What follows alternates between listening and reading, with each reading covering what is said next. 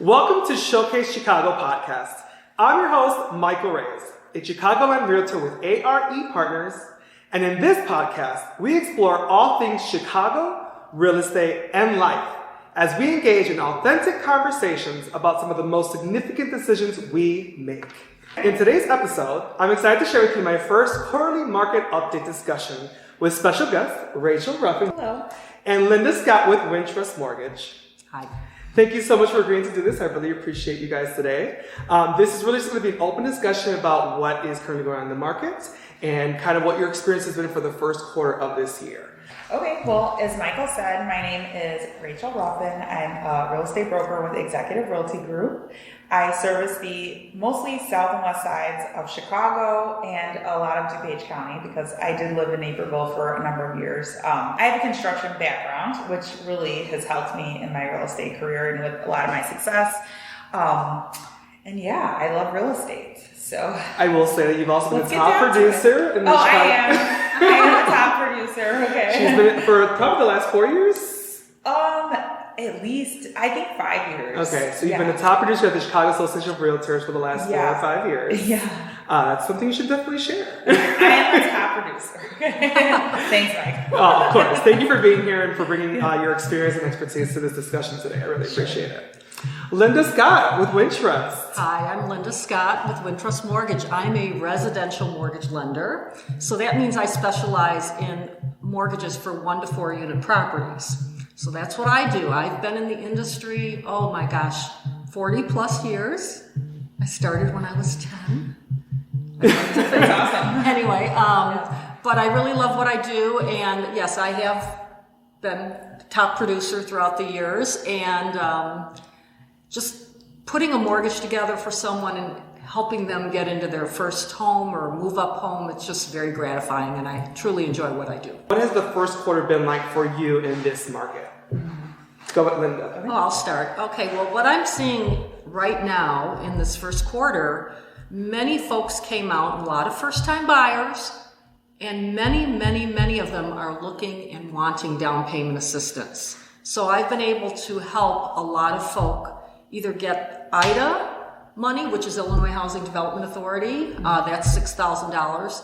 And for some, I've been able to stack 2 grants and get them $16,000. So I've had a couple of single women, they both work for nonprofits, and their income cap was such, it was in the right space for them to be able to get $16,000. They both bought condos. One was in the burbs, one was in Chicago. I'm seeing some normal sales too, just single family homes, condos without down payment assistance. But volume is down. It's not the gangbusters like it was 2 years ago, the last 2 years.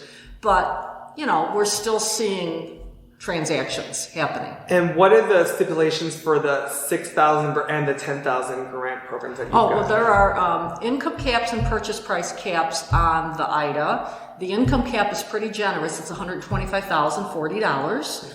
And the purchase price cap for 1 unit is around $349 and a couple of dollars. I can't remember exactly. And the Federal Home Loan Bank, it's more for low to mod income. Okay. And it's total household income. So a single person, I believe, cannot exceed $58,300. So the 2 young ladies that I helped, they both worked for nonprofits. They were a little under that amount. Mm-hmm. But how life-changing to be able to get that money and actually buy something instead of renting. They're just both over the moon. Absolutely. I actually had a client just recently take a part in the $6,000 IDA grant program, and I wanted to correct me if I'm wrong. I believe they have to stay in the home for how many years? Well, it depends. We had opening doors, but that just recently depleted, and that was a 5-year retention time where you had to stay in the home 5 years. IDA Access, you have to stay in for 10. Mm-hmm. But the interest rates on these IDA programs right now are very competitive. They seem to be even a little less than the regular conventional and FHA loans right now. So, and that's certainly been a big topic is interest rates. We'll get into that. How about the first quarter for you, Rachel? Okay, well, so I will say this. Typically, fourth quarter and first quarter is always my busiest time every year. Third quarter is generally the slowest time of year for me. This year, again, it's strong. I think it has to do with how I am working with my clients. A lot of my clients are investors, so they'll make their purchases in the second and third quarters. They'll work on exterior repairs, and then a lot of times during the winters, they're doing interior repairs, and then once January comes, we're ready to hit the market with sales. And, that's why I usually have a lot of listings that first quarter. So just kind of the way I've developed my business and the flow of things throughout the years. I will say, working with buyers, inventory is low. I feel like it's a little low. And we're in like a culture shock with interest rates, because we were spoiled with that, huge decrease a couple of years ago. So people are like thinking this isn't normal. It really is. Kind of is normal. What happened a couple of years ago wasn't normal. And so it just had, we coach our clients back to understanding like, hey, maybe the rates are a little bit higher right now, but you can always refinance a year or two from now and get a better rate. So it's not the end of the world. You could buy down rates, for the first year or two. That's always an option. And it also depends on the market. So not all markets have the shortage of inventory. I'm seeing like in the suburbs, it's really still competitive. And you still have a lot of people moving out of the city, moving into the burbs, and those are kind of really difficult. I'm still in multiple offer situations. I just had a listing in Summit that actually sold for like more than $50,000 over the actual list price, which is crazy. That is amazing. So, it's still competitive. But I will say, first quarter, it's good. Second quarter, I'm not anticipating it to be any less good, better than it is now. Yeah. So, That's great. That's what I have to say. No, I think it's fantastic. And now I'll definitely share my experience in the first quarter. I will start by saying a few things. I'm going to piggyback off of you, but people think that January is a slow time. As soon as January hits, I actually, from past experience, I had a listing that was stagnant for a few months. And then January 1st came around and we got multiple offers in that first week of the new year. Yeah. So it's really like, November, December, it's kind of like maybe you get a little deal there. That's a good pocket. But come January, we're swamped. We're busy. Even around the Christmas time, like even the day after Christmas, the day before, like Christmas Eve, I've had listings and I will have listings during those times. And I have sell like the day before Christmas, the day after Christmas. It's just a misconception. And I think the consumer, has been misinformed, or they just automatically assume like, oh, it's cold, it's snowing, there's not a lot of stuff happening, but like Chicago real estate never sleeps. Exactly. So, it does not. And so I get really busy in January, and then recently in this first quarter, my investors have been calling me like crazy. Yeah. They, they know that while other people are locking in and not wanting to pull the trigger because interest rates and all this hype and all this media and all this fear-based kind of conversation, these investors are like, oh, this is the opportunity for us, right? We're going to come in. This is the time for them to unload too. Exactly. Or buy. Or bring it, and they're coming in mostly with cash, exactly. Right? And they're getting really good deals on these properties. Although I think another big misconception about this first quarter and what people are saying in the media is that, prices are dropping. Not so much as you can hear from the numbers in Chicago. Prices are not dropping here because we have such a low inventory. Yeah. The lack of inventory is really sustaining our prices, right? Yeah. We were seeing increases of like 5-10% during the pandemic. We're seeing, very, very minimal decreases now in value because of the inventory issue. Yeah. I actually prefer it happening this way. It's like correcting itself, but like at a slower pace. It's just not like culture shock. And then, you have sellers that they're completely discouraged to put their homes on the market if you have like a huge, absolutely, tank and like sale prices. So things are coming down like gradually, so I think it's a good thing. I was talking to a buyer, I had a buyer consultation this morning, and he's like, well, the interest rates are out, the prices should be down. I was like, that's not the nature of this. Yeah. Especially he's looking in like Evanston and Park Ridge and all the strong markets. And that's actually really great to say too, because what's happening in the pocket of markets, right? I've been working with a lot of clients on the south side, and you work with a lot of clients on the south side. I will say that I feel like some of the inventory there does sit a little longer than some of the other markets I've seen in the suburbs and north side as well. Yeah. Can you speak to that? Why do you feel like some of the properties are sitting on the market? Honestly, my listing sells, so Yeah. I can't speak to someone else. Oh, that's such a great point So right there. My listings sell. Like If marketing, you price it right in any markets. marketing, have a good ad written, like only, advertising the best features of the property. Nobody needs to see like the laundry room, an unfinished basement, like it's ugly. Exactly. Right. Like only showcase the benefits of the house. Absolutely. So. Exactly. So, negotiating has been really great. Getting them these credits have been fantastic. Especially Well, I find that too in the South Side. Yeah. I see the realtors negotiating seller concessions, which are like closing cost credits for the buyer. I just have a new contract that came in over the weekend, FHA transaction, and the seller's going to pay 6% of the purchase price to cover the buyer's closing costs and prepaids. So, that plus the IDA grant, my buyer is going to come to closing with a little over $2,000. Yeah, that's great. Yeah. If you had a crystal ball and what you could expect from the next quarter, what would you say you're going to be seeing, or what are trends that we could be anticipating for this next quarter? I think rates are trending downward. I see a little downward trend, like gradual, very gradual. What has really just recently happened that I think is going to be very impactful this next quarter is we have what we call loan level price adjustments when we price out the interest rates for people. And Fannie Mae and Freddie Mac, those are the quasi-government agencies that buy the loans, even though we service the loan. There's this backroom action going on. They're allowing us to remove these loan level price adjustments for people that have area median income.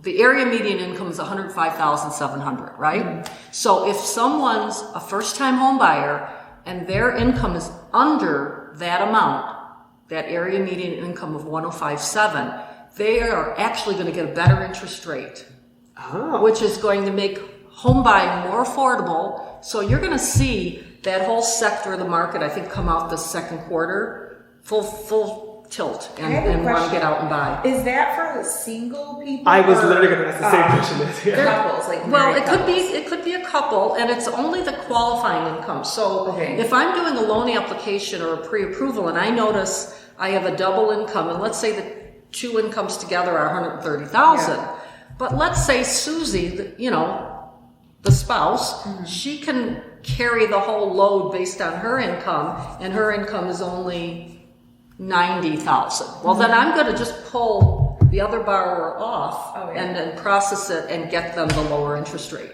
In pricing it out, it's been very impactful, sometimes almost a full percentage point. Oh, that's cool. I just didn't know if, like, for single people, the numbers were different. No. Or if it was like this is the area median income. Okay. Just in our Cook County page, our Collar counties, that's the area median income. Okay. So as long as they hit that or they're under that, then they get a better interest So rate. if it's a married couple combined getting a loan together and they're making $120,000, or if it's a single, it doesn't matter. It doesn't. Right, but if I can work my magic, if I can split and just use one borrower for the qualifying income, and if I can get them that lower rate, of course we will do that. Okay. Now some maybe not. If they have a lot of student loans, they have a lot of debt, maybe they're going to need the two incomes. But still, I tell people, don't fret. You're still, even if your rate is a little higher, you're still better off. Yeah. Because you're building your own wealth as opposed to paying your landlord's mortgage, right? Yeah. And since we're talking about like area median income, as far as like real estate, there's so many different like sectors of it. So like I guess we can't just like generalize everything, because you have the median. I feel like my average listing is going to be in that $350 to $450 range, right? Absolutely. And I don't typically deal with $1 million listings. I mean, I can, but that's not the majority of my business. The majority of my business is going to be in that median income. And so like, that market is going to be much different than that of like the $1 million listings. Correct. You just have a smaller buyer pool. Those are going to stay on the market much longer. It's just completely like different. So I guess it depends on like what your main part of your business consists of, and because the answer could be different for every single person. Absolutely. And that's the thing about the city of Chicago and all the micro markets, right? Yeah. And you really got to know those micro markets. Yeah. And that's one of the things why you hire a professional realtor to work with. Because you really want to know. Like, you cross the street, it's a completely different market price point, and it's all changes. So you really need to know the city very well. So that's good. If your predictions for the next quarter, what would your predictions be? Well, my predictions are, we're coming into spring and summer. Those are usually the saturated months. So I'm hoping we get a plethora of listings out there for our buyers, because we do need more listings, especially like in a lot of these like suburban communities where like it's just lacking, or if one listing comes on and you've got like a million people going after it. So I really hope that the inventory picks up. I see it picking up already, just like the month of March, really. I just don't know how it's going to compare to next year. Mm-hmm. If the rates are going down though, well, and that's also to piggyback off that. If the rates go down, it's going to double the buyers that are going to be out there. Yeah. So to even make something happen in this market and refinance is the better strategy versus waiting until next year. And then also urge your sellers, because we're at a gradual decrease. So before things start to go way down with sale prices, hey, you can still get a good price for your home. The demand is high, the supply is low. Exactly. So, urging people to come and, if you wait, you may not get this for your property a year from now. So take advantage of this, because we don't know what's going to happen in a year or two. But I feel like the market's still good. I would have to say bad. this. I have no complaints. I definitely have a lot of buyers right now where the inventory is a challenge, and I have $1 million buyer right now as well that we're looking for a multifamily in Andersonville area, and so that's a very tough market as well. Yeah. Just because it's Andersonville. It's just a small pocket. Mm-hmm. Yeah. There are opening up a little bit to Lincoln Square, but if you have a new multifamily listing coming live the next coming weeks, please shoot me a message. I would love to put a deal together off market for my clients and get them a really good deal, and obviously take care of your seller. So I think, when you're negotiating, you want both sides to win, feel like they're winning. So as long as you use the data, don't overprice it for my sellers. I think it's important. In any market, yes, we're seeing multiple offer situations, but you have to price it correctly, right? You do. And when it comes to financing as well, right? Mm-hmm. When the appraiser comes to look at this property, those are the comps, the comparable properties they're using to price the mortgage. So you can't overprice anything because it's a low inventory. Right. although I know the sales are going over list price, but I think sometimes realtors strategize and they kind of underprice it a little bit, so the buyer will, set the value. Yeah. And I'm not seeing a lot of low appraisals, which is good. Yeah. That's really good. I had one that, but this is kind of during the pandemic, but 50,000 over asking. I was like, wait a minute, and it appraised. And these appraisers are appraising it because the inventory is so low and the prices are supporting it. That's the market. Exactly. And it's just like you, just last week, right? In Summit, Illinois, you got over $50,000 for your listing. So for our sellers out there, I think it's still a really great time to sell and take advantage of these prices and these buyer demand that's out there in this current market. So one thing we're starting to see as these interest rates were going up, and something that some of my clients were taking advantage of, was a 2-1 buy down and all this creative financing that's out there. What are we still seeing 2-1 buy downs, and what is a 2-1 buy down to our audience? Okay, well, a 2-1 buy down or a 1-0 buy down, those are called temporary interest rate buy downs. So the loan is actually priced out at the actual note rate. So let's just throw a number out there. Let's say 7%. So if the 30-year fixed rate is at 7%, then the borrower for the first year would pay 5%. So their payment would be based on that lower rate for 12 months. And the second year would go up to 6%. The third through 30th year would be at 7%. So what that is, it's in essence prepaid interest. So the seller has to pretty much fund that buy down. We do have a stipulation the buyer could fund up to 25% of it if needed. But it almost doesn't make sense for a buyer to fund that. It should hopefully be a seller concession. So that's a temporary buy down. Now, the beauty of a temporary buy down, as opposed to paying points for a permanent buy down, what happens to that money when you refinance? It doesn't go away. Guess what? It is taken and it's applied to their principal balance. So let's say rates come down in the next 12 months, so they've just completed that first year at 5%. So now they got a whole nother year sitting in that escrow account.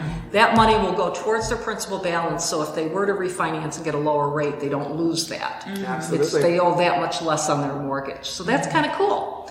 Now, permanent interest rate buy down is when you pay discount points to lower your interest rate for the full term. So 30-year fix would be for the full 30 years. So you can pay points to buy that down.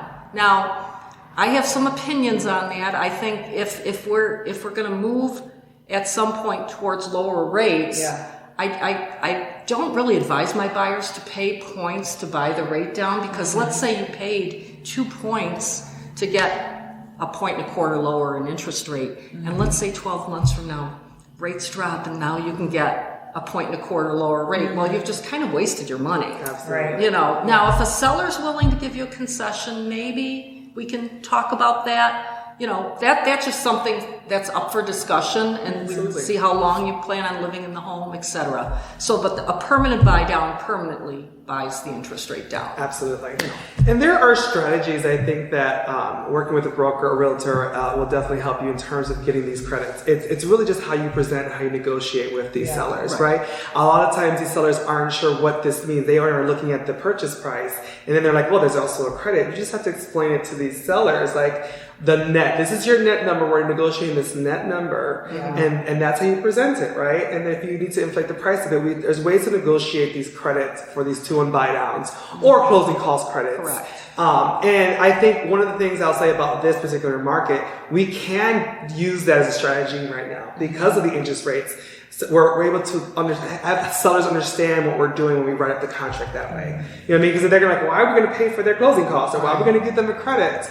It's all, how you present, how you strategize in terms of making these offers. But let me ask you a question. Yeah, though. When you have you're in a hot market and it's like hot house in the suburbs, like you're saying, and you're getting 15 offers. When you get that many offers, are you finding that people are winning the offer if they're asking the seller to pay concessions? No, I was actually going to speak to this. It depends on, credits are great, and we always want to, maximize the buyer's savings and how we can. But it's just not realistic in certain markets. Right. Sellers just really don't give a lot of credits, and especially I feel like it's Naperville. It's not super common, right? So it's really, it just depends. Once again, micro.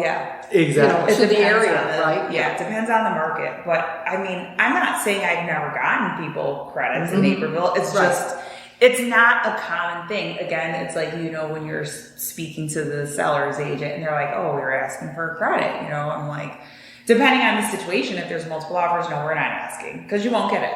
So. Well, and even multiple offers, I mean, a lot of my FHA buyers versus conventional, that's a conversation I have with my buyers. Like, if we end up in multiple offers, they may choose the conventional over your FHA. So what do? You may have to come up a little bit more. Yeah, exactly. Right? Yeah. Come up a little bit more in price. Exactly. Some as-is strategies. There's so many things. Do a 30-day close versus a 45-day close. I will add, though, making sure you work with a broker, a mortgage lender who can absolutely get you a 30-day close. Yeah, right.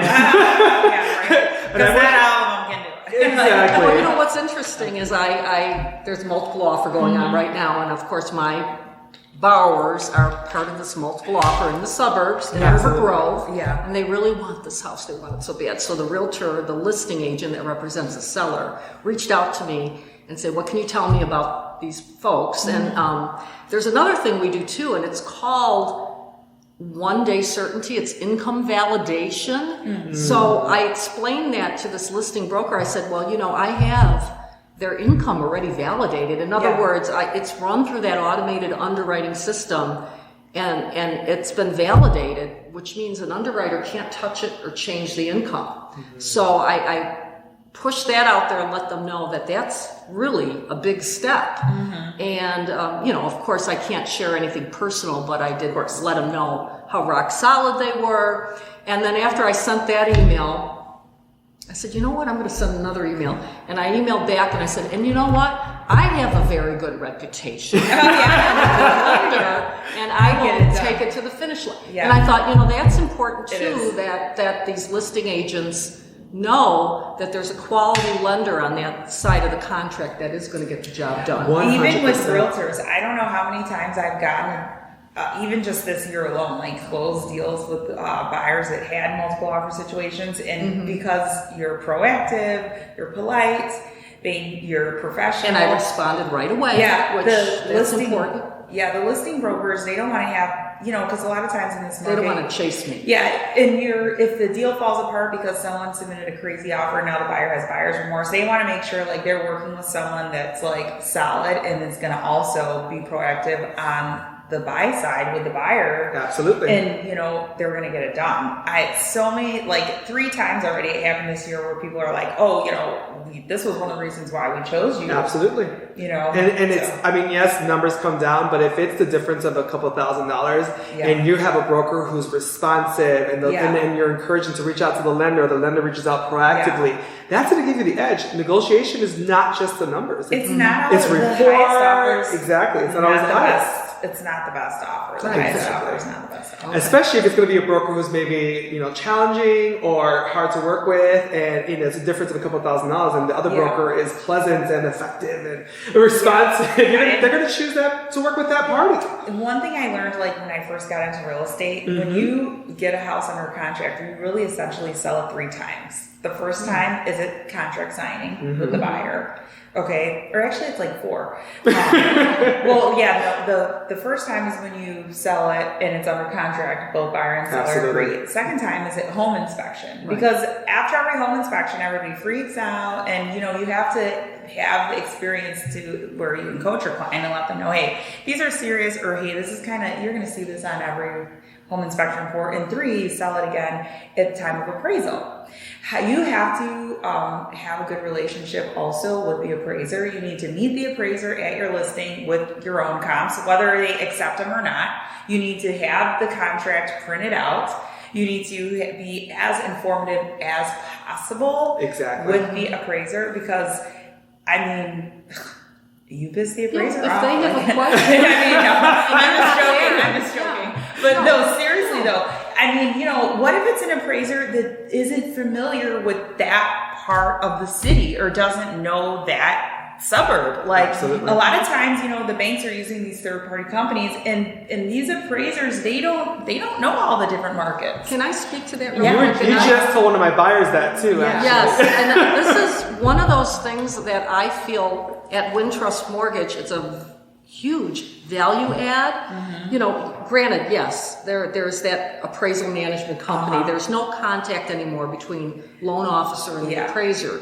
But on the other side, it's not a blind stable of appraisers. These are appraisers that my Wintrust appraisal department has vetted and picked out. Yeah, so they're quality on the other side. Now, do I know which one is going to get chosen? Absolutely not. Of course not. But I have a lot of confidence that all of them waiting in the stable, waiting to get that order, that whoever picks it up is going to have the ability to get the job done.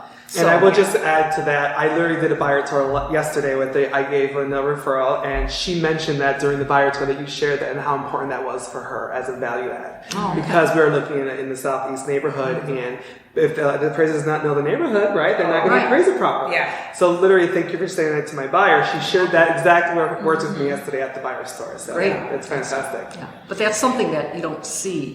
Right. You don't really understand. Wintrust, you guys service your own loans too, correct? Majority of yes. them? Okay. Yes. Yeah. That's good to know too. Yes. A lot of these mortgage companies that are out here, they're just brokering everything. What's so cool at Wintrust, you bank at Wintrust, you download the app, you pay your mortgages right from your digital app. It's a little shameless self-promotion. Yeah. Well, now that's a sponsorship moment, so I expect a sponsorship for Probably get edited.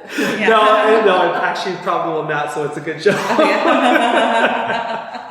Well, here's the thing, right? Let's talk about technology. I was just listening to a broker who is in the California market, and he's been in the business for, so many years, probably 40 years or so. And he was making a 30-second tidbit about how much he hates DocuSign and how much he hates technology. I was personally offended by that because these systems, if you know how to use them correctly, including an app. Thank God for that.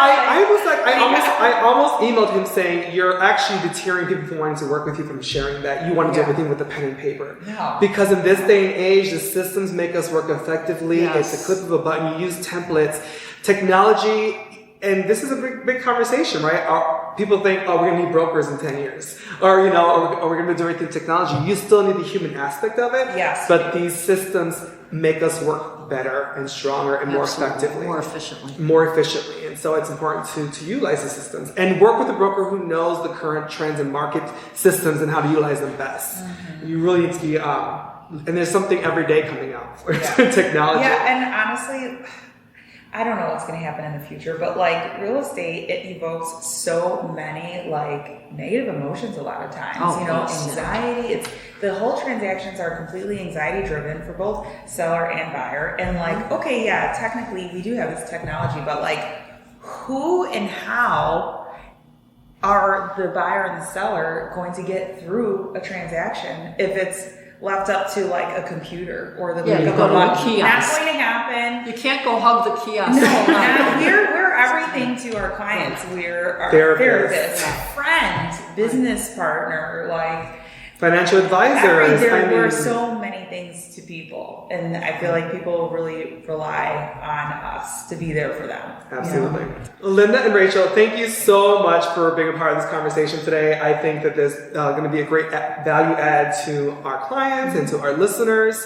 Again, Linda Scott with Wintrust Mortgage. Rachel Ruffin with Executive Realty Group. Yes. Also, you can check the description of this video. I will have your links in the description. So, Okay. Thank you. on all Thank you. outlets. Thank you for tuning in to another episode of Showcase Chicago podcast. If I can support you with your real estate needs, you can search Showcase Chicago or Michael Reyes on all social media outlets, or go to www.showcase-chicago.com. Until next time, continue to live your best life. I'm Michael Reyes with A.R.E. Partners.